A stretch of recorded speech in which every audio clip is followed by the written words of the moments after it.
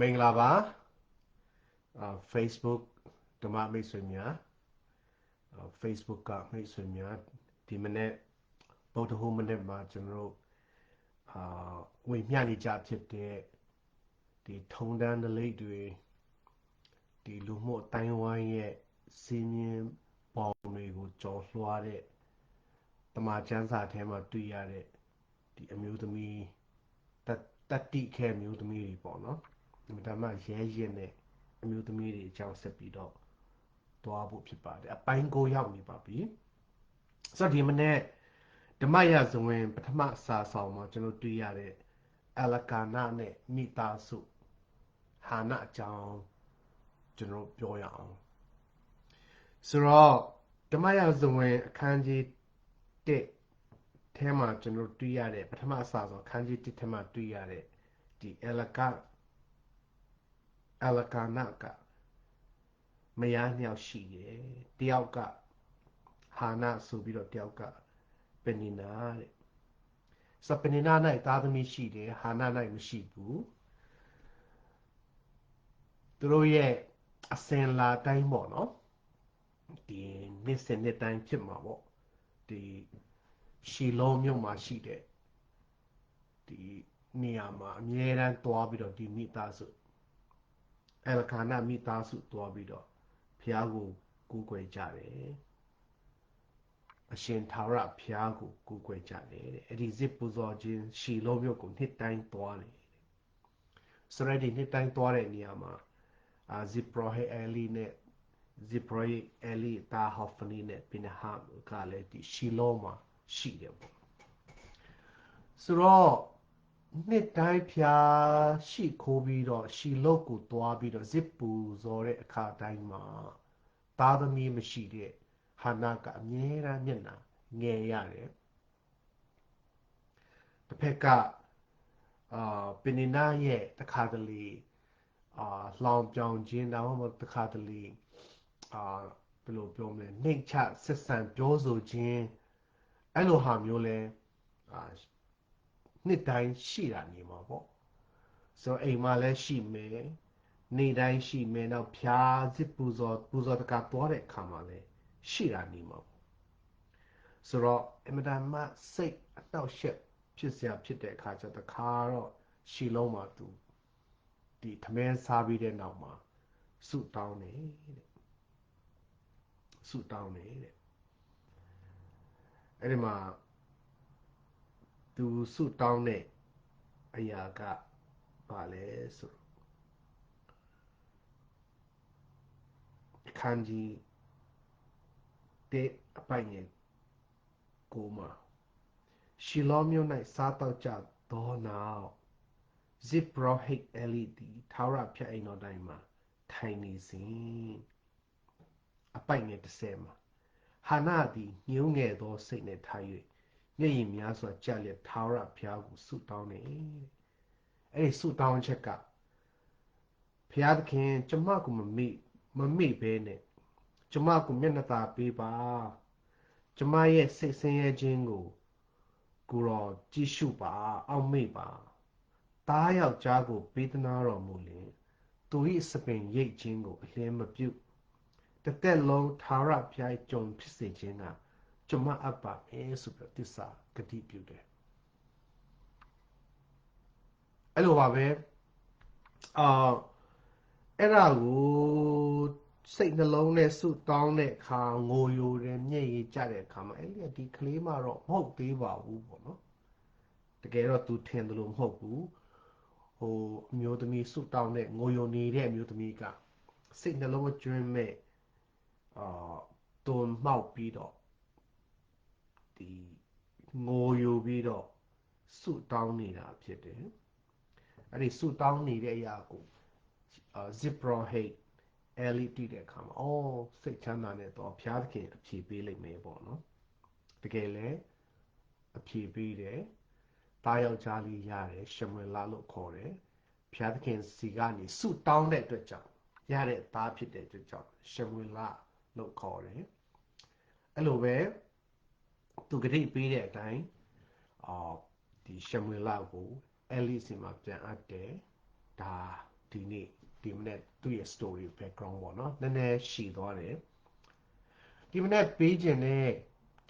ဒီ story ဒီပုံပြင်ကနေဒီကျမ်းပတ်ကနေကျွန်တော်ခွန်အားယူရမယ့်အချက်ကပါလဲဆိုတော့ဟာနာရဲ့ဖြတ်ထွန်းဉဏ်ပေါ့နော်အမျှော်မြင်ကြီးမှုဒါကိုအမှန်မှသဘောကျပါတယ်ဆိုတော့သူသားမရဘူးခဘက်ကပင်နာကသားသမီးတွေထုံးကားတယ်သူကလေးရတဲ့အခါမှာသားယောက်ျားဖြစ်တယ်ဆိုရင်တဲ့ဒါဒီမှာကျွန်တော်ပါတွေ့ရမလို့ဆိုသူရဲ့စပင်ရိတ်ချင်းကိုအလင်းမပြုတ်တယ်သူစပင်ရိတ်ချင်းကိုလုံးဝမပြုတ်ဘူးလေဒါကဒီပါလဲဒီဓမ္မဟောင်းကျမ်းပေါ့နော်ဒီ context မှာသူတို့ခေတ်တုန်းကဖျားကိုစက်တာတဲ့စက်ကတ်တဲ့ Nazarite vow ဆိုတာရှိတယ် Nazarite vow အဲ့ဒီဟာကဒီစံတွေပေါ်မှာဒီလုံးဝစပင်ရိတ်ချင်းအမွေးရိတ်ချင်းဒါကိုမပြုတ်ရဘူးပေါ့နော်ဒါကိုဖျားကိုစက်ကတ်တာဒါကို Nazarite vow လို့ခေါ်တယ်စပင်ရိတ်ချင်းကိုလုံးဝမပြုတ်ဘူးတဲ့နောက်ဖျားကိုငားမယ်ပေါ့နော်ဆိုတော့တကယ်တော့ဒီအလကာနာဆိုတဲ့အမျိုးကလေဝိအနွယ်ဖြစ်တယ်ဟုတ်တယ်ဒါမဲ့လို့ဇစ်ပရောဟိတ်အရာကိုရနိုင်မဲ့လူဆိုလို့အာရုံရဲ့အနွယ်အဲလီရဲ့အနွယ်အဲလီမျိုးဆက်ပဲဖြစ်ရတယ်ဒါကကျမ်းစာထဲမှာတိတိလင်းလင်းဖော်ပြပြီးသားအလကာနာကလည်းလေဝိအနွယ်ဟုတ်တယ်ဒါနဲ့ဇစ်ပရောဟိတ်အရာသူတို့ရနိုင်မှာမဟုတ်ဘူးရနိုင်တဲ့လမ်းကြောင်းလည်းမရှိဘူးဒီဇစ်ပရောဟိတ်တွေကိုကူညီမယ်ဇစ်ပရောဟိတ်ကိုရဲ့ဇစ်ပူဇော်တကာလုပ်တဲ့အခါမှာကူညီမယ်ဝိုင်းလုပ်ပေးမယ်ဆိုတဲ့အရာဒါကြောင့်ရှမွေလကဇစ်ပရောဟိတ်မဟုတ်ခဲ့ဘူး prophet တပါးဖြစ်တယ်ဣတိလလူမျိုးတွေကိုတရားစီရင်တဲ့တရားသူကြီးဖြစ်တယ်ဣတိလလူမျိုးတွေကိုဥဆောင်တဲ့လူပုဂ္ဂိုလ်ဖြစ်တယ်လေဝိအနွယ်ဖြစ်တဲ့အတွက်ကြောင့်ယံဖန်ယံခါဒီဇစ်ပူဇော်ခြင်းမှုကိုသူဥဆောင်ပြီးတော့လုပ်တယ်ဒါကတော့ကျမ်းစာထဲမှာကျွန်တော်တွေ့ရတယ်ဆိုတော့ဒီနေရာမှာပြန်ပြီးတော့ပြောကျင်တဲ့အရာကဘာလဲဆိုတော့ဟာနာရဲ့အမျှော်မြင်ကြီးမှုပေါ့နော်သူရလာတဲ့သားကဘယ်တော့မှဇစ်ပရောဟိတ်တော့မဖြစ်နိုင်ဘူးဒါနဲ့သူစက်ကပ်လိုက်တယ်သူပြောလိုက်တဲ့အရာကလုံးဝသူ့ရဲ့စံစပင်ကိုလုံးဝမရိပ်ဘူး Nazarite vow ကိုပေးမယ်ဒီအိမ်တော်မှာခါပြီးတော့နေမယ်တစ်သက်လုံးနေမယ်ဆိုတဲ့အရာကဒါအင်မတန်မှတော်တဲ့အမျိုးသမီးအင်မတန်မှတော်တဲ့အမေဖြစ်ပါတယ်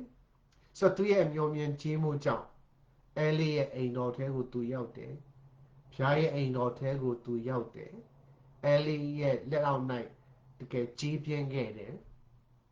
နောက်အဲလီရဲ့သားတွေဆုံးပြီးနောက်ဇစ်ပရောဟိတ်အနွယ်ရှိမှာပါအဲ့ဒီရှမွေလရဲ့အချိန်တုန်းကဇစ်ပရောဟိတ်လည်းရှိခဲ့မယ်ဆိုတာသိကြတယ်ရှိတယ်သို့တော်လည်းပဲကျွန်တော်ကျမ်းစာကိုဖတ်တဲ့အခါမှာကျမ်းစာကိုကြည့်တဲ့အခါမှာဒီအဓိကကျွန်တော်ရိုးစကားနဲ့ပြောမယ်ဆိုအဓိကဇက်ကောင်ကပေါ့နော်ဒီဇက်ဒီဓမ္မရာဇဝင်ထဲမှာတွေ့ရတယ်အဓိကဦးဆောင်တဲ့အခန်းကဏ္ဍဘုရားရဲ့ဗိတ်သိက်ခြင်းဘုရားရဲ့ဗိတ်သိက်ခြင်းမှုကိုဆက်ပြီးတော့ဆောင်ရွက်တဲ့ရှောလုကိုဗိတ်သိက်ပြီးတဲ့ဒါဝိဒ်မင်းကြီးကိုဗိတ်သိက်ပြီးတဲ့ဒီ prophet တပါ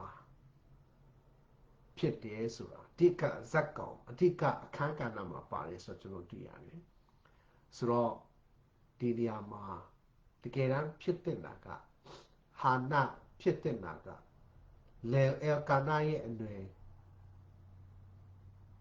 လေဝိရဲ့အနွယ်ဒီဇစ်ပရောဟိတ်တွေနဲ့သူ့ရဲ့ရွာမှာသူနေတဲ့နေရာမှာဒါသူလုပ်ဖို့ပြပဲဒါပေမဲ့ဒီအမေရဲ့အမျှော်မြင်ခြင်းမှုကြောင့်